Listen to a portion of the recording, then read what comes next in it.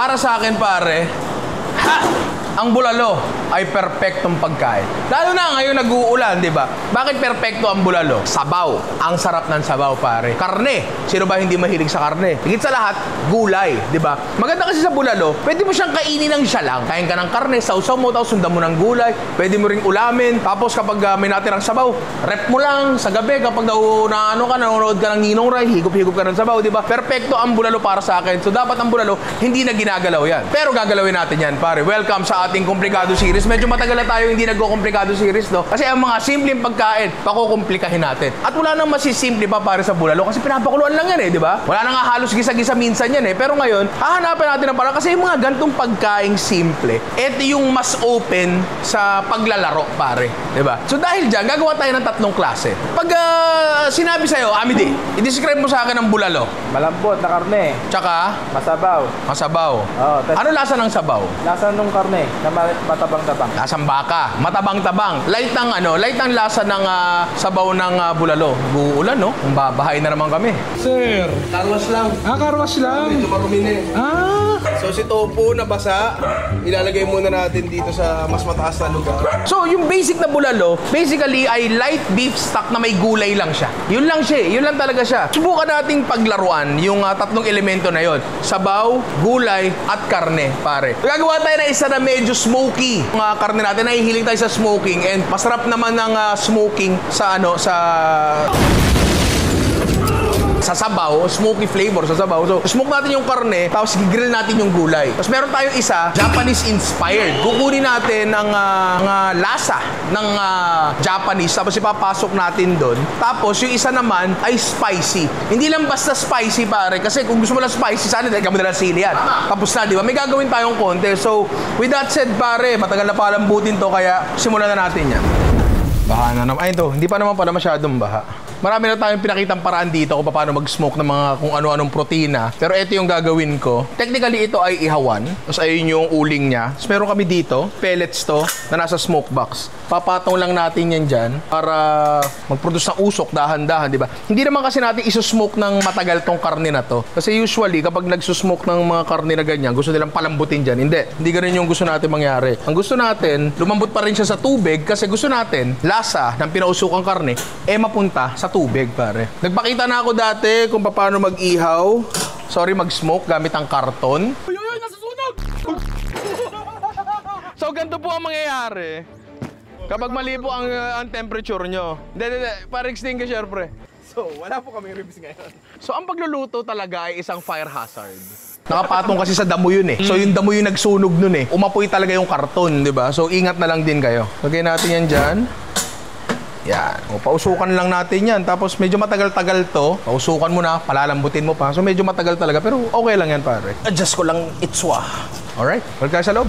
So yun, nag-i-smoke yung karne natin sa labas. Yun yun dun sa atin. Hindi ko alam kung ano siya itatawag eh. Pero siguro tawagin na lang nating Smoke bulalo. Tama. Ngayon, doon naman tayo sa Japanese natin. Japanese bulalo. Pag nagluluto tayo ng bulalo sa bahay, malabo yung sabaw. Minsan, yun yung indication natin na eto, ano talaga to? Sabaw talaga to ng karne. Pag kumakain tayo sa labas minsan malinaw masyado yung sabaw. Meaning, parang dinugas na.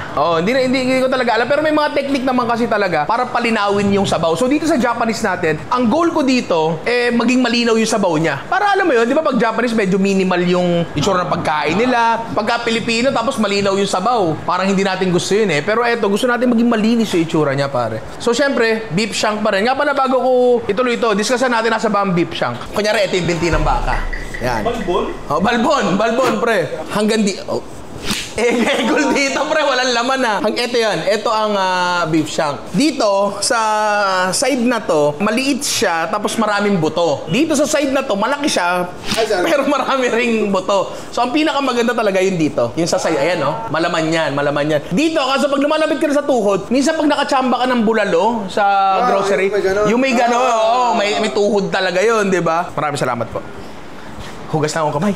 Meron tayong kumukulong tubig dito. Ilalagay natin yan dyan. Di ba ang pinagagawa usually, pinatatanggal yung impurities. Ayan, kita mo agad, camera to. Kita mo agad, may lumutang agad, di ba? Kung may knock-knock tayo. Oo. Ano knock-knock? Bulalo. Who's there? Bulalo who? Bulalo. Sa rehas na gawa ng...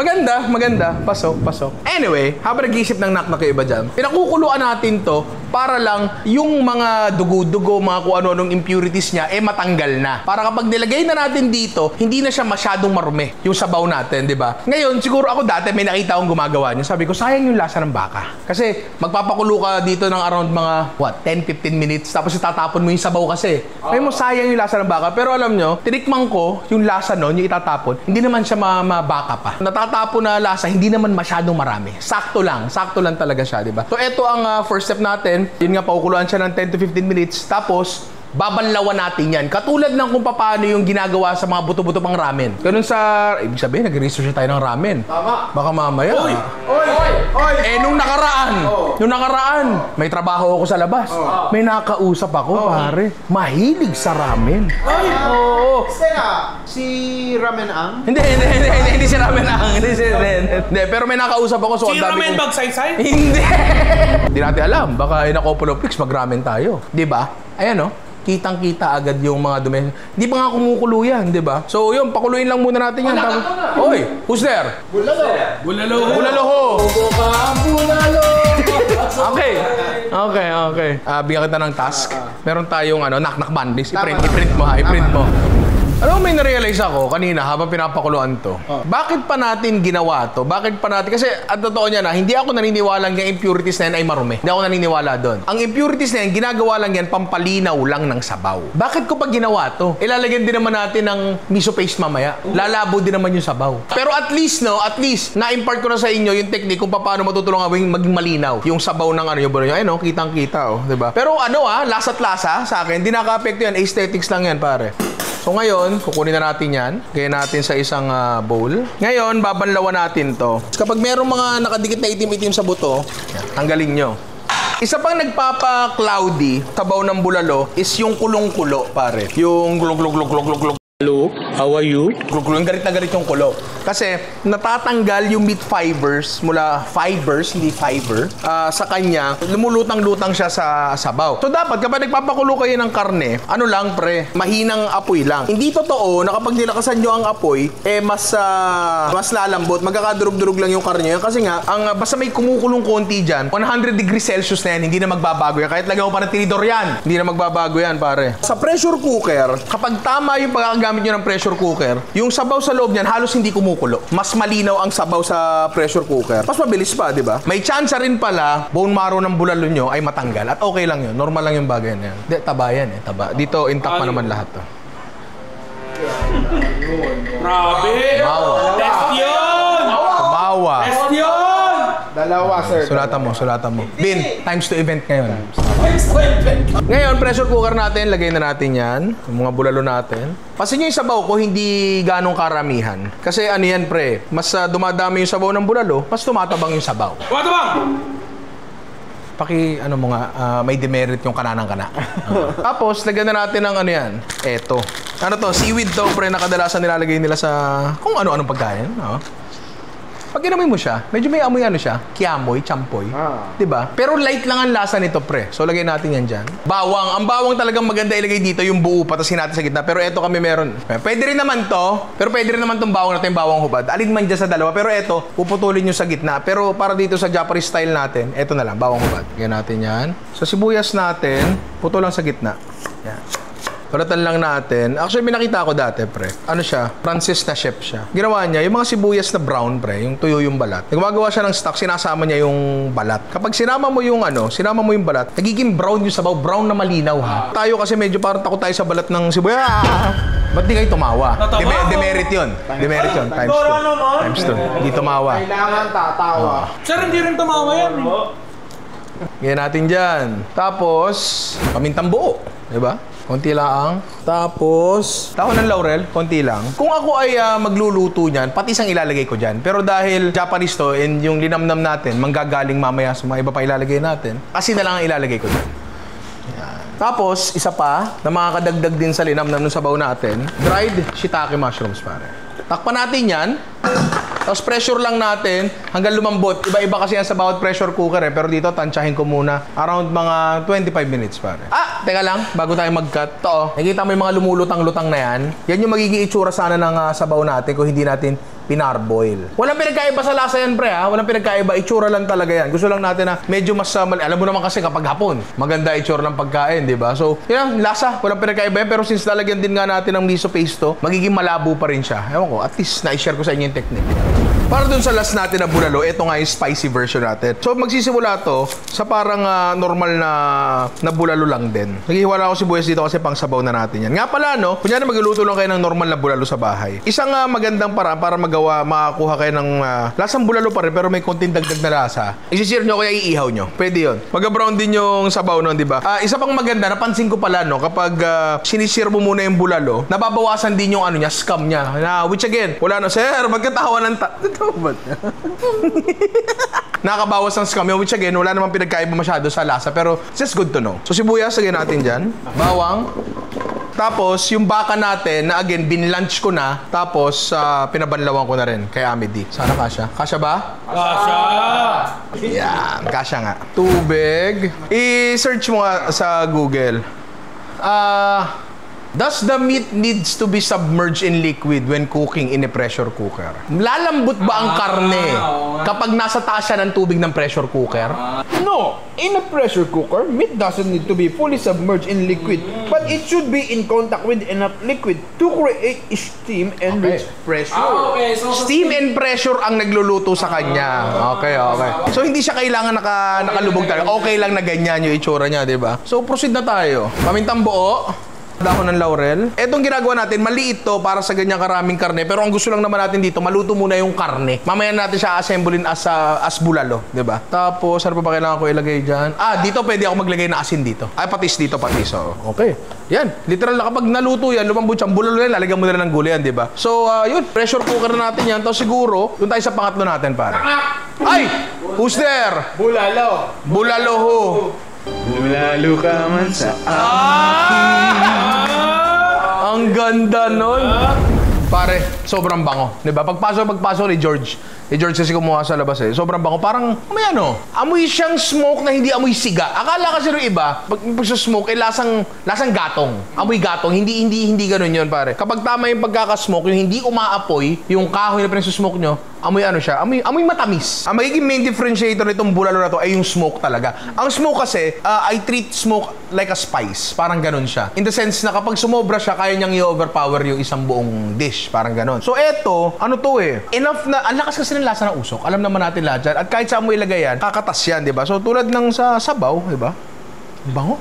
Lagyan natin yan. Tapos mamaya papartneran natin to ng mga ginril na gulay, di ba? Tubig. Ayusin lang natin. Bawang. Sibuyas. Siguro lang uli. Pamintang buong. Dahon ng laurel. Tapos dito, patis uli ako. Feeling ko etong smoke na to sa bulalo, ang laki na itatransform sa lasa talaga nito.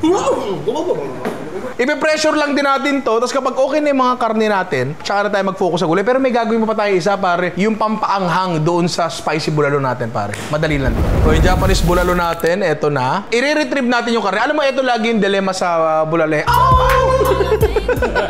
Problema lagi ito kasi gusto mong intact yung shank. Pero, available na po ang Ninong Rai merch yan. Lalo na po yung mga naghahanap ng 3XL tsaka 4XL. Yes, meron na po. Diyan, ilagay mga uli dito yung mga design. Sa mga nagtatanong po kung ano yung size ko, ang size ko po ay 2XL! Kunin natin yan. Nga pala, share ko lang din yung asawa ko. Nagbebenta ng mura at legit na ginto yun, pare. Diyan, ilagay mo nga dito ang Bell Gold Manila. Yan. Sayang, dapat nung Mother's Day, di ba? Daming gahanap ng ognit, ginto. Ngayon, sasalain natin swa. Hindi patulong. Paharap na lang tayo dito. Yan. Ito, ako na. Ikaw na? Kunin lang natin yung sub. Ayun, dahil panlaman dun, Titimplahan na natin. Ito. Piso. Ikaw na. Ikaw na mag-vlog. Gusto mo? Nagtanong ka tapos magagalit ka pag sumagot. Ito? Tatay na ako Ganun talaga. Ayaw. Diba? Lagyan natin yan. Miso paste. Tapos, siyempre may gulay pa rin yan. Lalagyan pa rin natin yan ng isma. Diba? Ang mais, para sa akin, hindi yan basta nilalagay lang as garnish. Mais, ayoko nun. Gusto ko kinukuluan to. Kalaban ni Mario sa Bausa. Dahil kong baon joke ngayon, Sabi nga, iba ni Nuray, 2020 pa yung joke mo. Wala bang iba dyan? Wala po! Yan, mga ganyan kalalakay. Lagyan natin yan, Dayan. Oo. Isa pang ilalagay natin yan para Japanese sa Japanese. Ay, eto. Not us. Wak kami. Sabi sa'yo, binandahay kong baon ngayon eh. Ito yung dahon na nilalagay na nakikita nyo madalas sa miso soup, pare. Oo, ayan o. Para siyang tengang daga. Pero hindi naman talaga. Nga pala, huwag masyado marami nito ha kasi namamagato. Ngayon natin dyan. Etong wakame na to, of course, dahon siya. Pero meron din siya ini-impart na lasa doon sa, ano talaga, sa sabaw. Mamamagayan, pre, makikita mo. Lagay din tayo ng repolyo. Ngayon, sa restaurant, nakikita nyo repolyong nakaserve na buo. Niluluto talaga yun ng ano? Ng buo? Hindi, ng merong core. So, kunin mo yan, kaya mo ng ganyan. Pero, ang correct practice talaga, bago mo i-serve, tatanggalin mo to. Like, ihiwain mo siya kasi hindi makakain ng customer yan, di ba? Kaya natin Dayan. Dayan nga. Hindi ako maglalagay ng pechay. Ang ilalagay ko mamaya ay leeks. So, yan, lutuin lang muna natin itong mga to. Tapos plating na yun, pare. Tapos tikim na. Tapos lagyan ko na rin siguro ng ano, pre, Baguio beans. Para kay Alvin. Paborito ng Alvin, te. Hindi, sa Baguio pa rin binili kahit niluto sa Tagaytay. Tulad na lang ng ano, sa Antipolo, naka-t-shirt lahat ng tao.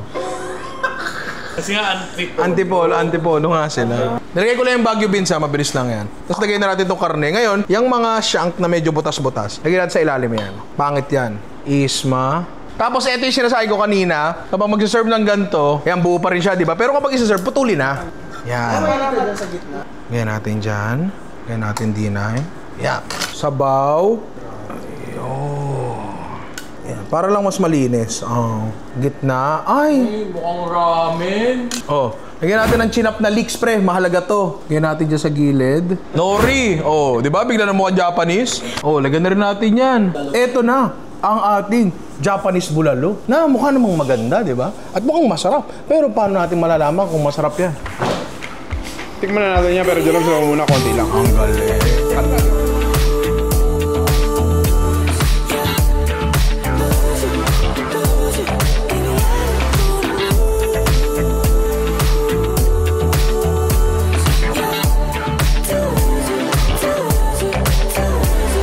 The perfect bite, di ba? Kumbanwa. Walang dahilan kung ba't hindi ito sasarap eh. Kasi baka, sabi ko nga kanina, pakuluan mo lang yan, lagyan mo ng patiso kasi masarap na eh. Hence, bulalo, di ba?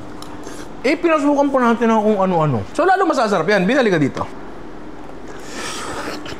Di ba? Pre, masarap siya. Ang miso paste kasi, parang ano yan, pre. Parang paano ko sasabihin? Pamilyar tayo sa lasa niya, tapos hindi siya masyadong intrusive. So nakakapagbigay siya ng kakaibang sarap nang hindi masyadong ina-alter yung lasa ng isang putahe. Lalo sa bulalo, pre. Nasadyang ang lasa niya lang naman, karne, konting gulay, alam mo yan. Welcome na welcome yan. Akala ko hindi maging bagay dito yung Japanese soy sauce sa may kalamansi. Bagay naman pala. Masarap naman pala siya. Tapos yung wakame, maganda yung texture ng wakame. Bagay siya. Repolyo, alam na natin yan. Okay, di ba? Masarap siya. Yung ano, pre, kombu, meron siyang ibang binigay na lasa rin talaga. Overall, pre, masarap tong bagay na to. Ewan ko, Hindi siya mahirap kasi bulalo lang din naman eh, 'di ba? Inartehan lang namin ng konti pero kung gagawin niyo sa bahay to, wala, sama niyo lang sa kulo, 'di ba? Hindi na kailangan salahin, wala na kayong kailangan kahit anong gawin. Flavor combination, it works. Yung plating lang tsaka yung presentation lang binago lang namin pero kung gagawin niyo to sa inyo, pre, napakadali. Sige, doon tayo sa next natin, pare. Ito na yung smoke natin, pare. Uy, tingnan mo. Ay, ang bango. Ay, alam ko na yung amoy na to. Tama ka nga, Bin. Amoy camping. Kasi, ganito yung amoy ng mga niluluto ni Chubby. Kailangan ko yung sabaw. Sige. Si golden liquid. So, ito na yung sabaw natin. Meron tayo, inihaw na mais. Di ko na pinakita eh. Inihaw na mais lang naman yan eh. Tanggalin lang natin yung dulo. Tikman natin. Yan. Lagay natin dyan. Again, para kumatas din. Beans. Tanggalin natin yung ulo. Hay!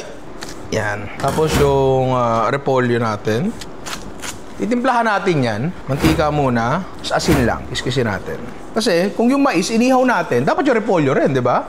Ngayon mo dyan. Tapos ito, yan, mantika tsaka asin din, yung Baguio beans natin. Yung pecha, hindi ko na iihawin. Parang hindi pa ako nakapag-ihaw ng dahon buong buhay ko. So, yan. Entayin na lang natin yan. Tapos, yun. Eto na, pre, yung inihaw nating repolyo. Pero syempre, gusto natin yung lasa niyan. Mapunta pa rin sa sabaw kasi importante talaga yon. So, lagay pa rin natin dyan. Syempre, inihaw na Baguio beans. Konting pakulo lang yan. Tapos, pwede nating i-plating, pare. So, konting patis. Yan, okay na yan. Plating na tayo, pare. Knock. Oy! Who's there? Bulalo! Andito lalo. na. Okay na. Knock knock. Oy! Who's there? Bulalo. Bulalo ho!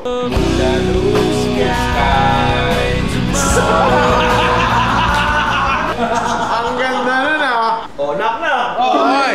Who's there? Bulalo. Bulalo ho! Kanta ko na yun ah. Hindi pa. Tangi siya yun.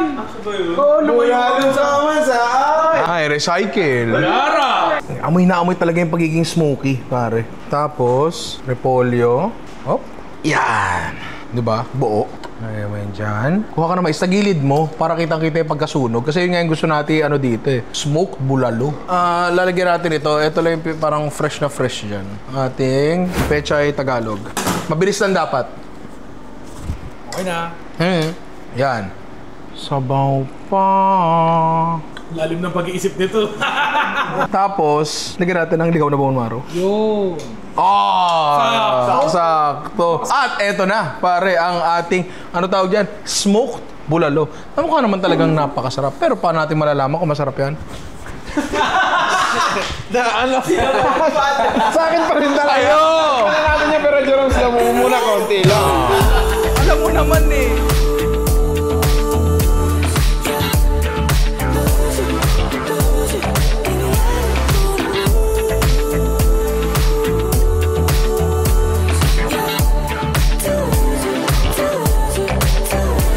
Diba? Pero bago natin tikman yan, knock-knock. Hoy! Maga, Jose. Bulalo. Bulalo. Bulalo ng winasag na tahanan. Isa pa! Bulalo ng matang pinaluha. Isa pa! Ganda lang, di ba? Ito, yung visually, pinakaibang-iba talaga kasi kulay pa lang talaga, di ba? Ay, ano yan? Band pepper? Napunit eh. Napunit. Sausaw natin dyan. Sa patis naman to. Patis na may kalamansi at sili naman. The perfect bite. Uy! Okay. Masarap siya. Okay. Bakit? Bakit siya masarap? Ay, di ko alam. Ito nga sasabihin ko. Kasi yung ano, pre, yung sabaw niya, kuhang-kuha yung ano, yung smokiness. Again, parang nga ito yung amoy ng mga niluluto ni Chubby, yung mga ano, mga itag-itag niya, mga kiniing niya, di ba? Sinasabuan niyang ganyan. Halos ganito yung lasa noon, ganito yung amoy. Malamang, ano to, hindi to magustuhan ng lola mo. Hindi kasi masyadong extreme, pare. Tawa po sila ng tawa kasi may kinat po kaming joke. Masyadong extreme yung ano, pagkakaiba sa lasa nito. Nangyari, nasa restaurant ako, nakita ko sa menu, smoked bulalo. In-order ko. Ito yung nakuha ko. Orderin ko ba ulit to? Oo, orderin ko ulit to. Teka nga, ito pala oh. Leeks. Lagyan natin ng leeks. Kasi ako, importante sa akin ng leeks pagdating sa bulalo eh. Siya yung pinakamalapit sa lasa ng bulalo, and yet, parang pinakamalayo din. Ang hirap i-explain eh. Kasi totoo naman, lasa lang talaga siyang bulalo, pero ang layo, pare. Midi, alika dito. Ano? Ang sarap, di ba? Masarap siya. Masarap to, kakaiba lang, pero yun nga, kapag yung lola nyo yung kakain, baka medyo may masabi. Tansyahin nyo yung mga bisita nyo or yung magulang nyo kung gusto nila nung smoky flavor. And nai-gets ko na minsan may tendency yung mga ganitong klaseng bagay na ma-overpower talaga yung lasa ng kinakain. Wala ka na ibang malasahan kundi parang surog na kahoy na lang. May ganun talaga minsan. Pero ako, okay sa akin to. Matay sa pangatlo, pare. Kapag kumakain kayo sa mga hot pot, di ba may sabaw yun. Tapos pag nilalagyan yung sa spicy, nilalagyan lang nila yun ng parang spicy mixture eh. Same na soup base lang yun. Tapos yun, usually sebo yun. Kaya papansin nyo, yung spicy mixture, mamantika. May specific na recipe yun, pero kung gagawa na lang ako ng sa akin, technically, kahit anong maanghang lang yun na may timpla, tapos may mantika. So ngayon, eto meron ako ditong tobanjang, pare. Eto yung panggawa ng mapo tofu, chili bean paste. Madali lang na mahanapin to. Google nyo na lang. Bawang, damihan natin. Sibuyas, chili pa, Korean chili flakes kasi gusto ko mapulang-mapula. Ang Korean chili flakes kasi, yung anghang niya sakto na pero mapulang-mapula talaga siya. Kaya ang kimchi sobrang puli. George, masarap to. Ginawa niya para sa'yo. Tama, para sa'yo talaga to. Dapat talaga dito, ang ginagamit na mantika, yung ano, nagsesebo sa rep. Oo, dapat talaga yon. Pero ayoko kasi nun eh. Masebo na ang ano, ang bulalo, dadagdagan pa ba natin ng ganon, di ba? Eto, kahit i-rep nyo, hindi yan magsesebo. Okay na sa akin to. Kinukuha ko lang idea, pero hindi talaga ganito yung recipe nila. May specific na recipe yun. Eto lang yung mga masasarap na maaanghang para sa akin. O, lagay natin dyan. Yun. Lutuin lang natin yan, pre, hanggang... Maluto. Tama ka, kalbo. Bubuo yung sili. Kasama kasi pagka umorder kami ng hotpot, mahilig kasi ako sa hotpot. Kadalasan yan, sa asawa ko, hindi maanghang, sa akin yung maanghang. Tapos may mga bubuong sili talaga doon. Ayan, tulad yan, oh, di ba? So ngayon, okay na to. Hindi na masisira kapag iniwan nyo sa rep. So anytime na kailanganin nyo ng maanghang na something, ready na yan. Eto, yung normal na bulalo lang, hindi ko lulutuin lahat yan as maanghang. Sabaw. Lagyan natin dyan. Tapos lagyan na natin itswa. Imagine nyo na lang nagsesebo yan, pero hindi talaga magsesebo yan. Lagyan natin yan dyan. Yan. Tapos mais. Lagyan mo dyan. Tapos, meron akong gustong ilagay dyan kasi medyo hotpot nga ng konti, di ba? Lagay tayo ng konting, eto, mga ka-mushrooman. King oyster mushroom, pare. Yan. Lagay mo dyan. Eto, para maganda itsura. Lagay mo dyan. Yan. Tapos eto, yung inoki, mamaya na. Magkakalat-kalat kasi yan eh. Tapos, para bulalong-bulalo, lagyan na rin natin yung repolyo, di ba? Yan, isang piraso lang. Sige, pakuluin muna natin yan. Tapos, yahoo! Tayo isa, lagay natin dyan sa ilalim. Sikurin natin yung pinakamaganda. Kita ang utang. Knock. Oy, who's there? Bulalo. Ay, alam ko yan! Alam ko yan! Bulalo ang aming tahanan. Sige, George. Pwede na yun. Ay, ang pula-pula. Grabe na may langka po sa'yo. Palibasa, di kakain na maanghang eh. Kaya kanana lang ng kana eh. Yan. Tapos yung paborito kong mushroom. Inoki mushroom, lagay natin dyan. Tapos ito, mabilisan lang din yung Prospero. Pichay. Tapos ito, tulad din ng repolyo. Tuloy natin yan. Lagay natin dyan. Tapos ito, natin ang pechay dyan. Wala naman siguro magtatanong kung maanghang yan kasi obvious naman siguro. Maanghang ba yan? Pwede yung tikman. Yan natin ang leek sa taas. At ito na ang ating, Pulang bulalo, maanghang na bulalo. At mukha naman siya napakasarap. Pero para natin malalaman kung masarap yan. Sabihin mo, Alvin! Tikman na natin ito pero gano'n sila muna konti lang.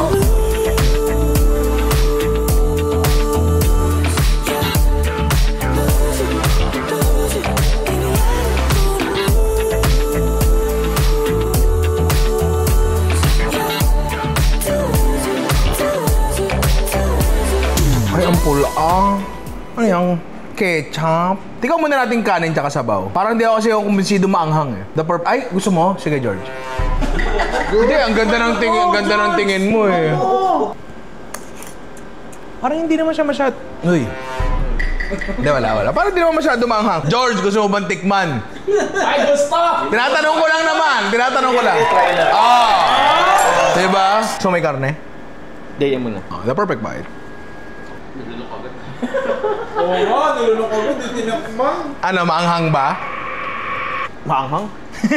Sakto lang. Pero yung anghang niya ay mabagal ba? Mabagal, hindi matalim. Pero kapag sunod-sunod kang kumain, Magko-compound, oo. Actually, medyo pinapawisan. Mainit siya. Kasi niluto yung anghang eh. Ngayon, tikman natin siya as a whole package. Para. Sige, patingin. And the perfect bite. Hindi siya ganun kaanghang. I mean, mainit siya. Tiran nyo. Pero yung tinutukoy ko kasi maanghang, pre. Yung tumutusok. Hindi siya tumutusok eh. Binali ka dito. Ito lang. Sige, ito lang. kumakain ako maanghang. Yan. Kaya kamara lang na hindi siya sobrang anghang. Sakto lang siya. Mas mainit siya sa katawan. Parang nag-iinit yung katawan ko, Alvin. Hindi. Sa epekto nung yan. Sa epekto nung sili yan. Masarap, di ba? Lasa siyang bulalo, pero maanghang. Pero hindi lang siya yung tipong bulalong pinakulang mo na sili. Hindi lang basta gano'n. Meron siyang ibang anghang. Actually, mahotpot yung lasa niya. Siguro dahil may mga katas-katas din ng mushroom. Siguro kasi yung klase ng pampaanghang na ginamit natin. Pero siya eh. Yun nga eh. For the lack of better term, ang katangit-tanging comparison dito ay bulalo hotpot, pre. Yun lang talaga. Next time na magtinola ka, pwede mong... Sir! Ano ba yan, sir? Yun pala. Alam ko yung tunog na yan, pare. Yan ang comment of the day. Sino ba yung comment na yan? Mickey Bihon 3316. Okay, Ang okay. sabi niya, "Hi Ninong Rai, pandemic days, kita na kita sa YT. Mukhang naasim ka pa nun." Ngayon, medyo ano na yan. Pero after kasi nung nagkaroon ako ng confidence na di kailangan lagi na may sinusunod kang recipe, na minsan okay lang kahit mag-experiment ka kasi sa ganun makakagawa ka ng masterpiece. Salamat sa iyo, Nong. Shit. Yan ang masarap na anghang, pre. Yung nag-iinit ka lang. Salamat sa panonood, pare. And thank you kasi na-appreciate mo yung ano namin dito. Yung experimentation namin dito. Ito, aminin ko, pre. Karamihan ng mga vocal na inaanak ko, ay hinahanap nila ay strict recipes. Ito, vocal. Hoy!